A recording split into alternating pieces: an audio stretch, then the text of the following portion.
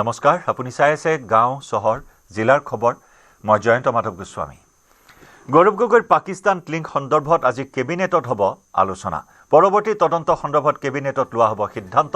কাইলৈ পুৱা মুখ্যমন্ত্ৰী হিমন্ত বিশ্ব শৰ্মাই ৰাজহুৱা কৰিব SITৰ প্ৰতিবেদন। ৰাজ্য চৰকাৰৰ তৰফৰ পৰা তদন্তত ওলাইছে 10% গুৰুতৰ তথ্য। কেন্দ্ৰীয় তদন্তকাৰী সংস্থাৰ হাতত গোচৰটো গ'লে আৰু অধিক তথ্য ওলাই পৰিব। এই মন্তব্য মুখ্যমন্ত্ৰী হিমন্ত বিশ্ব শৰ্মাৰ। যে আজি আমাৰ কেবিনেটত এই বিষয়ে আলোচনা হ'ব আৰু কেবিনেটে পৰৱৰ্তী তদন্তৰ ৰাস্তা নিৰ্ণয় কৰিব। দ্বিতীয়তে, এই গোটেই যিটো এটা ষড়যন্ত্ৰ ভাৰতক দুৰ্বল কৰা, ই এটা বিৰাট ডাঙৰ ষড়যন্ত্ৰ অসম চৰকাৰে তেনেকৈ ভাবে আৰু তাৰ কেন্দ্ৰীয় ভূমিকাত পাকিস্তানৰ এজন নাগৰিক আৰু এগৰাকী ব্ৰিটিছ নাগৰিক জড়িত হৈ আছে। চেণ্ট্ৰেল ৰোল যাক আমি আৰু ব্ৰিটিছ নাগৰিকগৰাকী এগৰাকী সংসদৰ পত্নী। এই যিটো তদন্ত, এই তদন্ত আৰু বহুত আগবাঢ়িব এবাৰ চেণ্ট্ৰেল গভৰ্ণমেণ্টৰ ওচৰত পালে, কাৰণ আমাৰ ই এটা সীমিত, কিন্তু সীমিতভাৱেই যিমানখিনি আমি গোট খুৱাইছোঁ সেইখিনিয়ে যথেষ্ট গুৰুতৰ।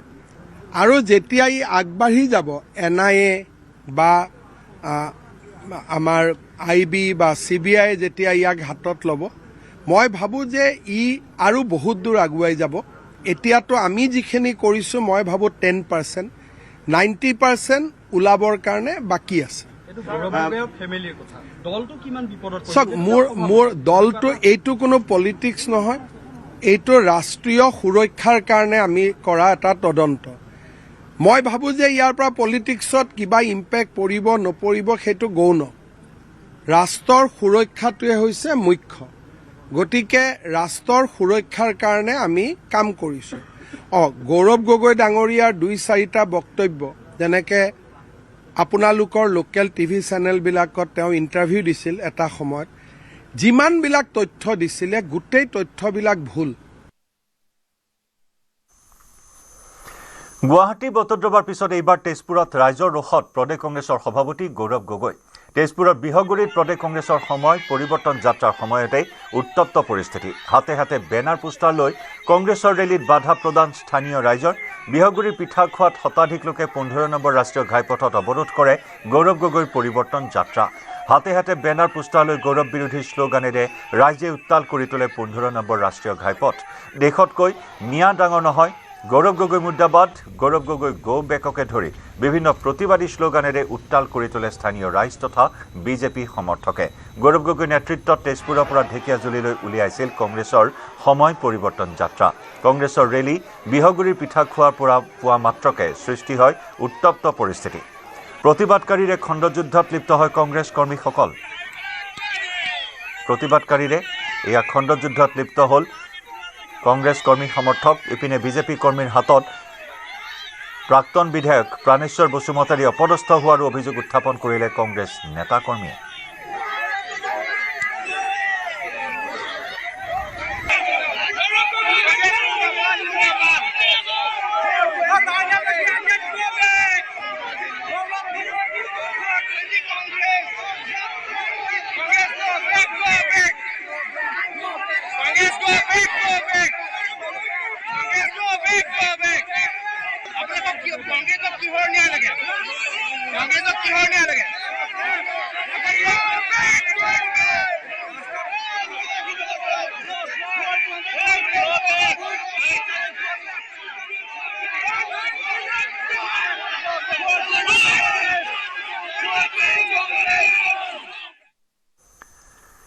কংগ্ৰেছৰ সময় পৰিৱৰ্তন যাত্ৰাক লৈ তীব্ৰ কটাক্ষ মুখ্যমন্ত্ৰী হিমন্ত বিশ্ব শৰ্মাৰ। বাছত উঠি 10জন মানুহে পিকনিক খাবলৈ যোৱা দি ঘূৰি ফুৰা বুলি কটাক্ষ মুখ্যমন্ত্ৰীৰ।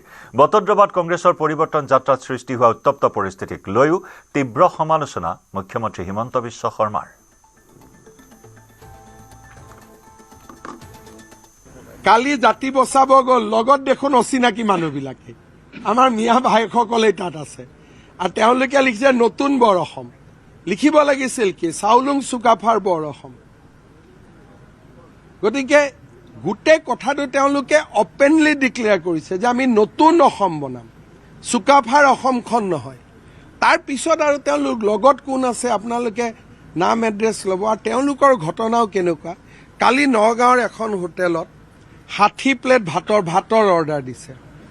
নেতা কেইজনৰ কাৰণে চিকেন ৰাইচ 30 প্লেট, আৰু বুথৰ মানুহখিনিৰ কাৰণে দিছে ভেজিটেবল 30খন প্লেট। আপোনালোকে নগাঁৱৰ বাইপাছত দোকানখন আছে, খবৰ কৰিব। এইটো হ'ল কংগ্ৰেছৰ, দেখিলে বেয়া লাগে। কংগ্ৰেছক, ময়ো কংগ্ৰেছত আছিলোঁ, ইমান তলত কংগ্ৰেছটো লৈ গ'ল।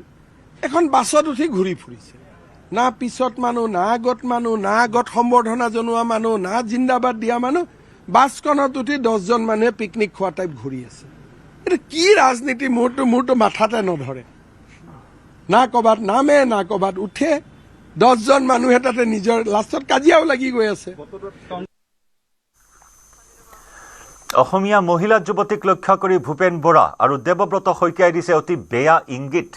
এই বিস্ফোৰক অভিযোগ মুখ্যমন্ত্ৰীৰ। কামাখ্যা মন্দিৰ দৰ্শন কৰি অহাৰ পিছত ভূপেন বৰা আৰু দেৱব্ৰত শইকীয়াই বাছৰ পৰা বেয়া ইংগিত দিয়া বুলি অভিযোগ মুখ্যমন্ত্ৰীৰ।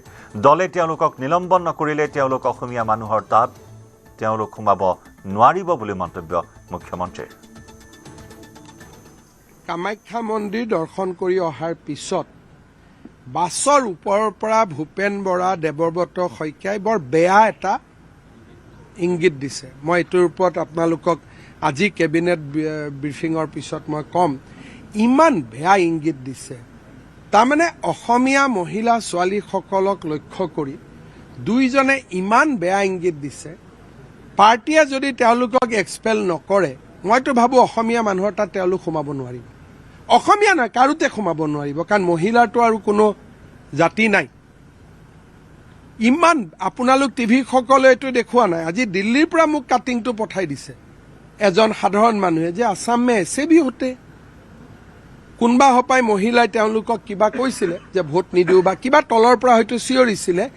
তাৰ উত্তৰত তেওঁলোকে যিটো ইংগিত দিছে, ভাবিব নোৱাৰা বেয়া ইংগিত। আৰু আপোনালোকে কিয় সেইটো টিভিটো চলোৱা নাই, পৰ্টেলতো চলোৱা নাই, মই নাজানো, বা আপোনালোকৰ নজৰতে পৰা নাই নেকি। ইমান বেয়া, বিভৎস, ঘৃণনীয় ইংগিত দিছে, ভাবিব নোৱাৰি। কংগ্ৰেছৰ বিৰুদ্ধে আক্ৰমণাত্মক মুখ্যমন্ত্ৰী ডক্টৰ হিমন্ত বিশ্ব শৰ্মা। হাতীগাঁৱৰ হোটেলবিলাক কংগ্ৰেছ নেতাৰ হয়নে নহয়, গণৰ খৰ্গৰ টকা ক'ত, সেইবিলাকৰো হিচাপ ল'ব লাগিব। কংগ্ৰেছে শিশুৰ দৰে কাম কৰি আছে। আবিৰ্ভাৱ ক্ষেত্ৰ চোৱাৰ সাহস নহ'ল কংগ্ৰেছৰ।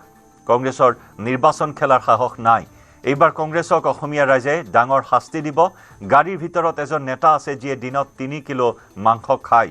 ব্ৰেকফাষ্ট আৰম্ভ কৰে পোলাও আৰু ছাগলী মাংসৰে। অন্য মাংসও খায়, মই নাম নলওঁ। গাড়ীৰ ভিতৰত খালে ক'ত ৰাখিব? মুখ্যমন্ত্ৰীৰ প্ৰতিক্ৰিয়া। নাপায়, গোটেই হাতীগাঁৱৰ গোটেই হোটেলবিলাক কংগ্ৰেছী লিডাৰবিলাকৰ হয়নে নহয়? গোটেই হোটেলবিলাক কংগ্ৰেছৰ লিডাৰবিলাকৰ হয়নে নহয়? আৰু গড়ৰ খৰ্গৰ পইচাবিলাক ক'ত আছে, সেইটোৰোতো এটা হিচাপ হ'ব লাগিব। সেইকাৰণে ভাই আমাক এনে টানা টুনা নকৰিবা। ইলেকশ্যন খেল যি ঘাৰক বেলেগ কথা, এইবিলাক কি বাচ্চাৰ কাম কৰি আছে। ক'তোৱে নিদিয়ে। কিন্তু কালি মই ভাল পালোহেঁতেন, বৰদোৱাত গৈছে যদি আবিৰ্ভাৱ ক্ষেত্ৰখনো এবাৰ চাই আহিলেহেঁতেন। সেইখন চাব আকৌ সাহস নহ'ল। ভালোতো চাব লাগে না, নে অকল বেয়াটো চাব লাগে? সেইকাৰণে কংগ্ৰেছৰ ইলেকশ্যন খেলাৰো পৰিৱেশ নাই। এইবাৰ আপোনালোকে চাব অসমীয়া মানুহে কিমান ডাঙৰ শাস্তি দিব কংগ্ৰেছক। ও अंदर में एक व्यक्ति है, वो दिन में 3 केजी मटन खाते हैं। बास का अंदर में ऐसा एक नेता है जिसको 3 केजी मटन चाहिए। ब्रेकफास्ट शुरू करता है पुलाव और मटन से, तो अंदर में खाएगा तो कहाँ रुकेगा? तो आप लोग खबर कीजिए, वो बास में एक व्यक्ति है जो सुबह का ब्रेकफास्ट पुलाव और मटन से शुरू करता है। दूसरा मांस भी खाते हैं, उसका नाम नहीं लेता हूं मैं। তেওঁলোকে বুজি নাপায় সকলো মিয়া মুছলমানটো অচিনাকি নহয়। সকলো মিয়া মুছলমান অচিনাকি নহয়। 1951 চনৰ আগত অহা মিয়া মুছলমান অচিনাকি নহয়। মুখ্যমন্ত্ৰী হিমন্ত বিশ্ব শৰ্মাৰ তাৎপৰ্যপূৰ্ণ মন্তব্য। 51ৰ আগত অহা মিয়া মুছলমানসকল খিলঞ্জীয়াত পৰে। 51ৰ আগত অহা মানুহখিনি অসমীয়া বুলি কৈছে বিপ্লৱ শৰ্মা আয়োগে। সকলো মিয়া মুছলমানটো অচিনাকি নহয় 51 চনৰ আগত অহাও মিয়া মুছলমান আছে গতিকে আমাৰ কথাটো সাম্প্ৰদায়িকতা নাই 51 চনৰ আগত অহা মুছলমান সেইটোতো খিলঞ্জীয়াই পৰে আছুৱেও ডিক্লেয়াৰ কৰিছে বিপ্লৱ শৰ্মা কমিটিয়েও ডিক্লেয়াৰ কৰিছে গতিকে আমিতো ধৰ্মৰ লগত নাই বিপ্লৱ শৰ্মা কমিটিয়ে কি কৈছে যে 51 চনৰ আগত অহা মানুহখিনি অসমীয়া গতিকে এইটোতো কোনো আপত্তি নাই গতিকে যদি 71ৰ পিছত অহা মানুহ ইমান গালি গালাজ খায়ো বিজেপিত জইন কৰে আপুনি কি কৰিব আৰু মইতো জইন কৰিব কোৱা নাই কিন্তু আমাৰ ফোন নম্বৰ আছে ফোন দিলে মেম্বাৰ হৈ যায় কিন্তু সকলো মিয়া মুছলমানটো অচিনাকি নহয় তাতোতো বিপ্লৱ শৰ্মা কমিটিয়েটো এটা কৈ গৈছে গতিকে মই পুৰা আইনৰ গণ্ডিৰ ভিতৰতে কওঁ যি কওঁ আইনৰ গণ্ডিৰ বাহিৰত মই নাযাওঁ প্ৰসংগ গণেশপাৰা চাঞ্চল্যকৰ ডকাইতি কাণ্ড অৱশেষত ফটাশিল আৰক্ষীৰ জালত 4জনীয়া ডকাইতৰ গেং বৰ্ণিহাটৰ পাহাৰীয়া অঞ্চলত আত্মগোপন কৰি আছিল ডকাইতকেইটাই নিশা আৰক্ষীয়ে গ্ৰেপ্তাৰ কৰে 2 ডকাইতক ধৃত 2 ডকাইত গিলবাৰ্ট চাংমা আৰু ৰনি চাংমা চাঞ্চল্যকৰ ডকাইতি কাণ্ডত জড়িত আছিল 6 দুৰ্ধৰ্ষ ডকাইত এতিয়াও পলাতক হৈ আছে আন 2টা ডকাইত ইয়াৰে পূৰ্বে ৰেকি কৰাৰ অভিযোগত 2জনক গ্ৰেপ্তাৰ কৰিছিল আৰক্ষীয়ে 19 জানুৱাৰীত ব্যৱসায়ী অনিল ডেকাৰ পত্নী আৰু গাড়ী চালকক আক্ৰমণ কৰি লুটি নিছিল প্ৰায় 1.5 লক্ষাধিক টকা আৰু সোণৰ অলংকাৰ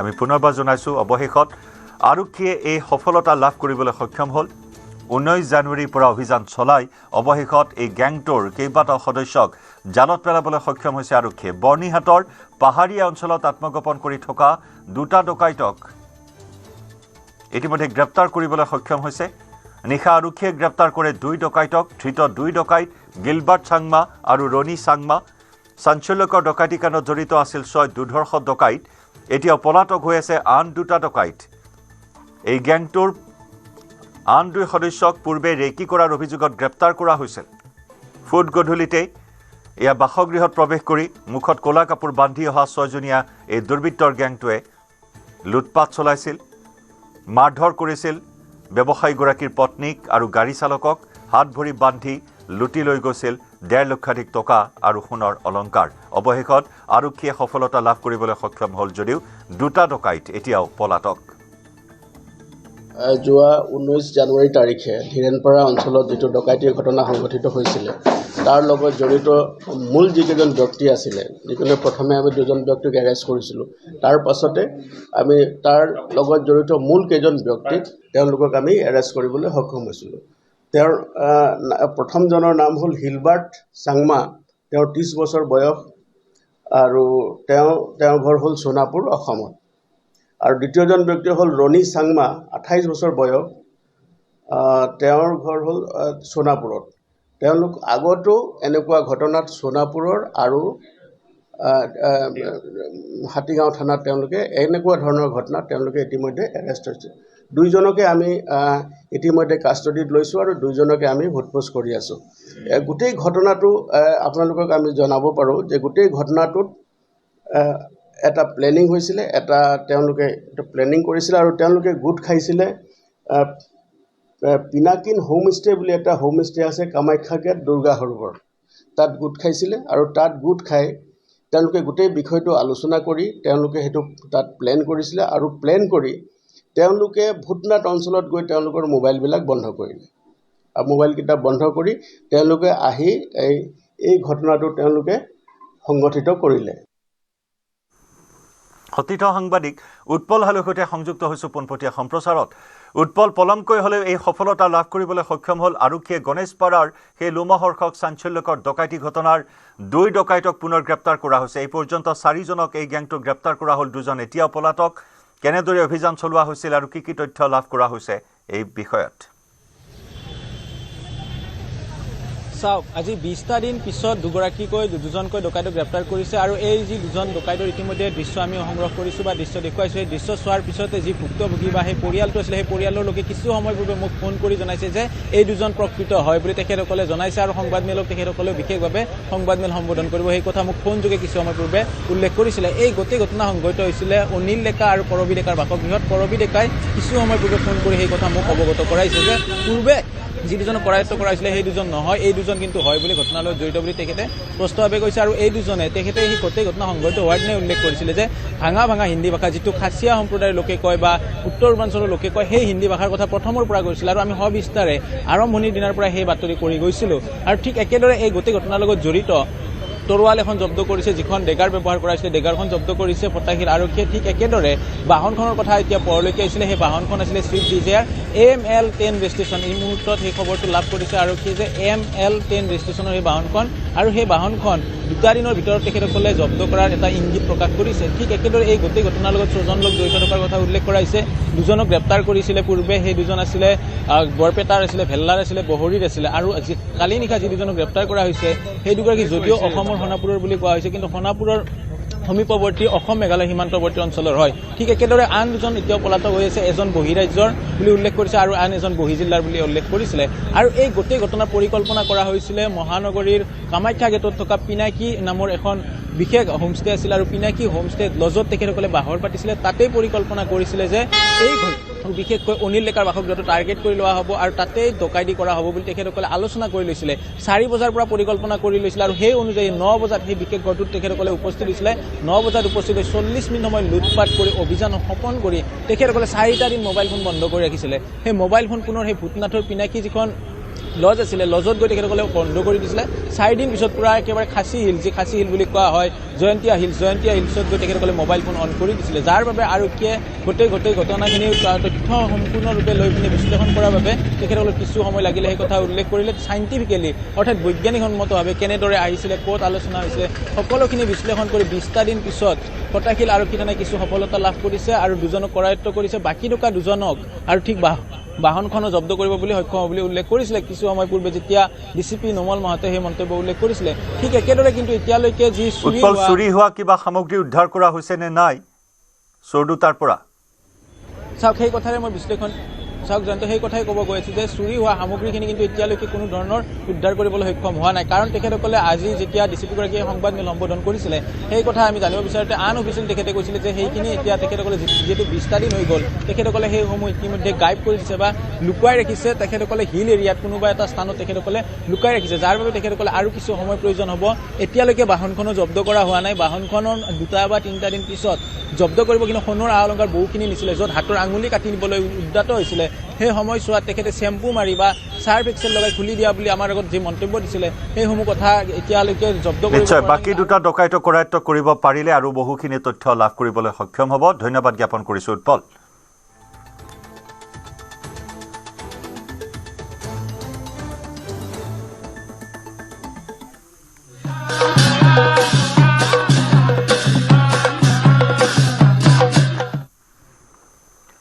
শ্ৰীমন্ত শংকৰদেৱ সংঘৰ 95 সংখ্যক অধিৱেশনৰ আজি দ্বিতীয় দিন। পুৱা প্ৰাতঃ প্ৰসংগৰে আৰম্ভ হ'ল অধিৱেশনৰ কাৰ্যসূচী। বাৰ্ষিক অধিৱেশনক লৈ জামুগুৰিহাটৰ ধলাই বিলত উখল মাখল পৰিৱেশ। দ্বিতীয় বৈকুণ্ঠপুৰীত পৰিণত হৈছে জ্যোতি বিষ্ণু সমন্বয় ক্ষেত্ৰ। অধিৱেশনৰ প্ৰথম নিশা মহাপুৰুষ দুজনাৰ ৰচিত 3খনকৈ নাট প্ৰদৰ্শন কৰা হয়। আজি শংকৰ সংঘৰ অধিৱেশনলৈ যাব মুখ্যমন্ত্ৰী হিমন্ত বিশ্ব শৰ্মা আৰু কেন্দ্ৰীয় মন্ত্ৰী পবিত্ৰ মাৰ্ঘেৰিটা।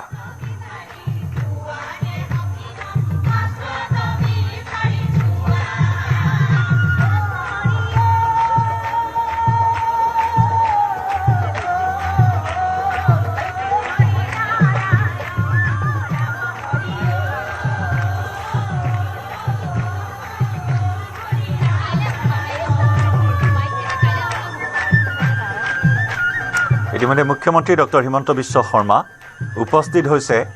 আজি দ্বিতীয় দিনৰ কাৰ্যসূচীত মুখ্যমন্ত্ৰীগৰাকীৰ উপস্থিতি। শংকৰ সংঘৰ অধিৱেশনত মুখ্যমন্ত্ৰী ডক্টৰ হিমন্ত বিশ্ব শৰ্মা উপস্থিত হৈছে এইখিনি মুহূৰ্তত।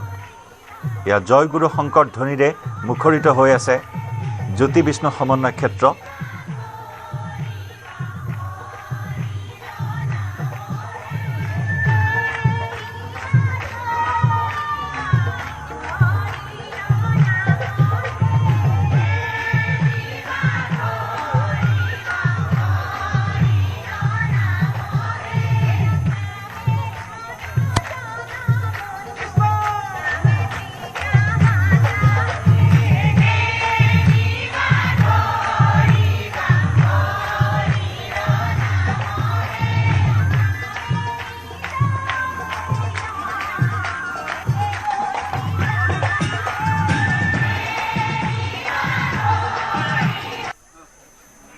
95 সংখ্যক শ্ৰীমন্ত শংকৰদেৱ সংঘৰ বাৰ্ষিক অধিৱেশনৰ আজি হৈছে দ্বিতীয়টো দিন আৰু এই মুহূৰ্তত মই উপস্থিত আছোঁ ভোজনালয় আৰু ৰন্ধনশালত আৰু মোৰ সহযোগী অঞ্জনে ইয়াৰ দৃশ্য দেখুৱাই আছে ইতিমধ্যে ৰন্ধনশাল ব্যস্ত হৈ পৰা দেখিবলৈ পোৱা গৈছে ইয়াত 300 চৌকাত খাদ্য প্ৰস্তুত কৰি থকা হৈছে আৰু প্ৰতি সাঁজ খাদ্য প্ৰস্তুত কৰোঁতে 1000 ৰান্ধনি ইয়াত আচলতে লাগি পৰে আৰু এই দৃশ্য আমি দেখুৱাই আছোঁ এনেধৰণে ইয়াত খাদ্য প্ৰস্তুত কৰা হৈছে আৰু আমাৰ এই যি বাওঁফালে আছে এয়া হৈছে যি ভোজনালয় এক সুবিশাল ভোজনালয় আৰু এই ভোজনালয়তে দেখিবলৈ পোৱা গৈছে যে 12000 ভকতে একেলগে ইয়াত আহাৰ গ্ৰহণ কৰিব পৰা ব্যৱস্থা আছে আৰু খাদ্য বিতৰণৰ বাবে যি অন্নবাহন সেই অন্নবাহন ইয়াত আছে আৰু সমান্তৰালকৈ যিসকল সেৱা বাহিনীৰ সেৱক সেৱিকা আছে তেওঁলোককো দেখিবলৈ পোৱা গৈছে এনেধৰণে তেওঁলোক নামি পৰিছে আৰু ইয়াত অসমৰ বিভিন্ন জিলাৰ পৰা সেৱা বাহিনীৰ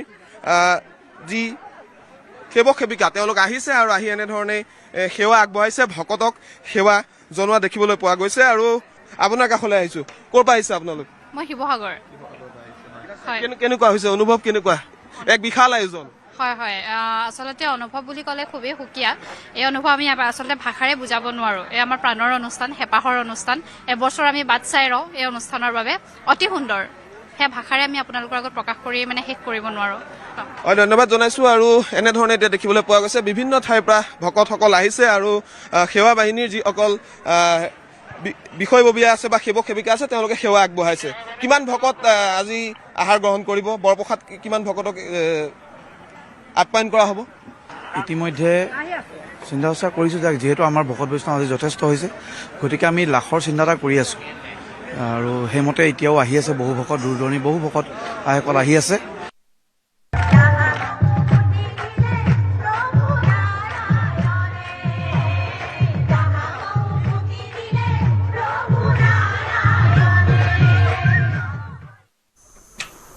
ইয়াৰ সৈতে সময় হ'ল বাতৰিৰ পৰা বিদায় লোৱাৰ নমস্কাৰ